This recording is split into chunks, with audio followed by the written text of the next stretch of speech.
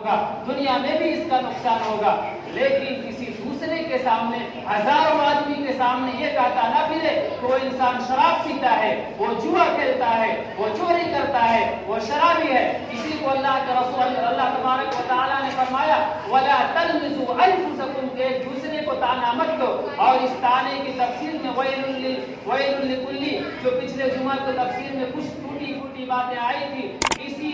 طعنے کے بارے میں پوری سورت کریمہ کو اللہ رب العالمین نے نازل فرمایا۔ اللہ کے رسول علیہ السلام نے فرمایا کہ طعنہ دینا بالواسطہ ہو یا بلا واسطہ ہو، طعنہ دینا زبان سے ہو، طعنہ دینا آنکھ سے ہو، طعنہ دینا اشارے سے ہو، طعنہ دینا نقل کر کے ہو، ہر صورت میں ناجائز اور حرام ہے۔ مثال کے طور پہ اگر کوئی انسان ناٹا ہے تو ہم اس کو کچھ نہیں کہہ رہے ہیں، لیکن دوسرے کے سامنے ہم نے ہاتھ سے اشارہ کر کے ایسے کہا جسے سمجھنے والا یہ سمجھ گیا کہ فلانا آدمی ناٹے کے بارے میں مذاق اڑانے کے لیے اس کو اشارہ کیا جا رہا ہے۔ قرآن کریم وَلَا تَلْمِزُوا أَنفُسَكُمْ اس آیت میں یہ بھی منع کیا گیا ہے کہ اشارے سے بھی آپ کسی کا مذاق نہیں اڑا سکتے، اشارے سے بھی آپ کسی کا طعنہ نہیں دے سکتے۔ اگر کوئی انسان کے منہ میں ہم کچھ نہیں کہہ رہے لیکن ہم نقل ایسا کر رہے ہیں، مثال کے طور پہ اس کی زبان میں لکنت ہے، وہ تھڑا کے بولتا ہے مادری زبان میں، یہ سمجھ لے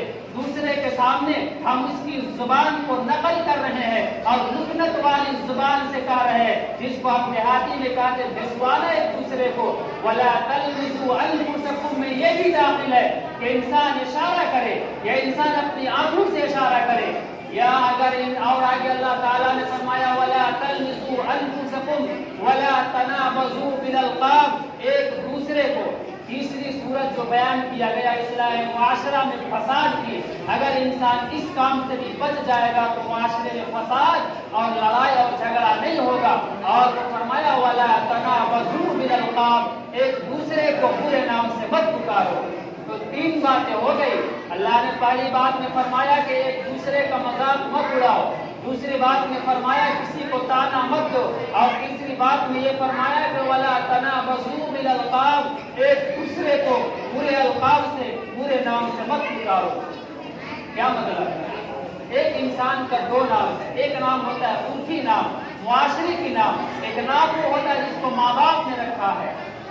فور ایگزامپل مثال کے طور پہ ایک آدمی ہے، اس کا نام عبداللہ ہے، لیکن اللہ رب العالمین کی تخلیق نے اس کے پیر میں کچھ عذر رکھ دیا ہے جس کے وجہ سے وہ لگ ہے، جس کی وجہ سے وہ معذور ہے، لیکن عبداللہ نام کو چھوڑ کر کے اس کے پیر میں عذر ہونے کی وجہ سے اس کو ہم پکار رہے ہیں یا اس کا نام لے رہے ہیں او لنگڑے یا لنگڑا کر رہے ہیں۔ کسی کے آنکھ میں اللہ تبارک و تعالیٰ نے کچھ کمزوری رکھی ہے، اس کو او اندھے کر رہے ہیں۔ کسی کے کان میں اللہ رب العالمین نے کچھ کمزوری رکھی ہے اور اس کان کی وجہ سے ہم کسی کو بہرا کر رہے ہیں۔ اللہ تبارک و تعالیٰ نے فرمایا وَلَا تَنَابَزُوا بِالْأَلْقَابِ کسی کو اس کے برے نام سے مت پکارو، یہ چیزیں ناجائز اور حرام ہے، اور انہی چیزوں کے بارے میں وَيْلٌ لِكُلِّ ہُمَزَةٍ لُمَزَةٍ کی تفسیر پچھلے جمعہ کو آ چکی ہے۔ اللہ کے رسول علیہ السلام نے فرمایا ایک نام یہ بھی ہوتا ہے، ایک نام عرفی ہوتا ہے، ایک نام وہ ہوتا ہے جو ماں باپ نے رکھ دیا۔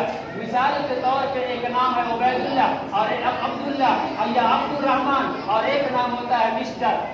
دو نام ہے لیکن آدمی ایک ہے، لیکن اس میں جس آدمی کا عبداللہ نام ہے اسی آدمی کا مسٹر نام ہے، لیکن ہم اس کو اگر مسٹر کہہ رہے ہیں تو اس کو چڑھانے کے لیے معاشرے میں نہیں بولا جاتا ہے، بلکہ اس نام سے اس کا دل کو بھی تکلیف نہیں ہوتی ہو تو پھر اس دوسرے نام کے لینے میں کوئی برائی نہیں ہے، کوئی قباحت نہیں ہے۔ برائی، حرام، گناہ، ناجائز اس جگہ ہے کہ کسی کو چڑھانے کے لیے، طعنہ دینے کے لیے، اس کی عزت کو اچھالنے کے لیے اس کے دوسرے نام سے آپ موصول کریں۔ ان تمام چیزوں کا دوسرے کو برے نام سے پکارنا، اپنے آپ کو بڑا سمجھنا، کسی کو طعنہ دینا، ان چیزوں کا اصل جڑ جو ہے وہ اصل جڑ تکبر ہے۔ اور انسان میں تکبر کب پیدا ہوتا ہے؟ جب انسان اپنے آپ کو یہ سوچتا ہے کہ ہمارے اندر کوئی برائی نہیں ہے، ہم پاک و پوتر ہیں، ہمارے اندر کوئی غلطی نہیں ہے، ہمارے اندر کوئی خامی نہیں ہے، اور دوسرا آدمی میں عیب ہی بھرا ہوا ہے، جب انسان اپنے آپ کو اچھا سمجھتا ہے، اپنے آپ کو تمام غلطیوں سے پاک سمجھتا ہے، اپنے آپ کو غلطیوں سے منزہ اور مبرہ سمجھتا ہے اور دوسرا کو عیبدار سمجھتا ہے، تو وہ انسان تانا دیتا ہے، وہ انسان دوسرے کو حقارت کی نظر سے دیکھتا ہے، دوسرے کو ذلیل